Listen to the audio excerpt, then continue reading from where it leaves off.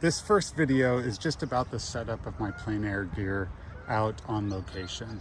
I'm using a Yugo Plein Air push-out box. This is the medium of the three sizes that they offer. And I've got a little side trade here to have my water and a small spray bottle. I'm using casein colors.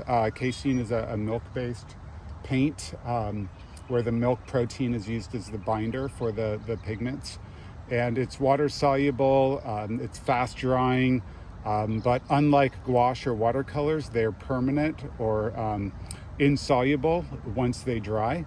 I'm painting in a 5.5 by 8.5 Strathmore watercolor sketchbook that is clipped onto a piece of plexiglass to hold it into the push-out box. And it's a really small, lightweight plein air gear that fits in a small backpack.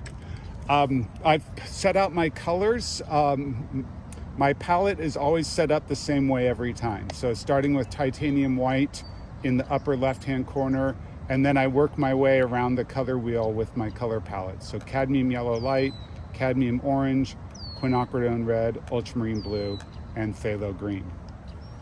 One of the other important points about setting up your plein air easel outside is that the palette and the painting should be in the same plane of light. So they should be receiving the same quantity and quality of light both on the palette and the painting.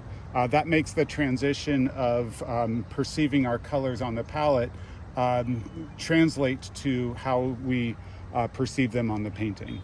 If I turn this around and put the palette in full sun, then there's kind of a disconnect between my perceiving the colors on the palette and then on the painting.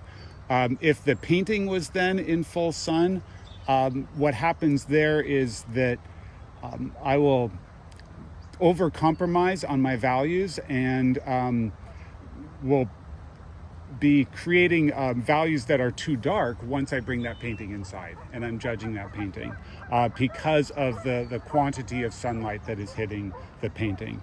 So I find that having them both in shade or in diffuse light without any dappling light across the painting or the palette is the best approach for setting up.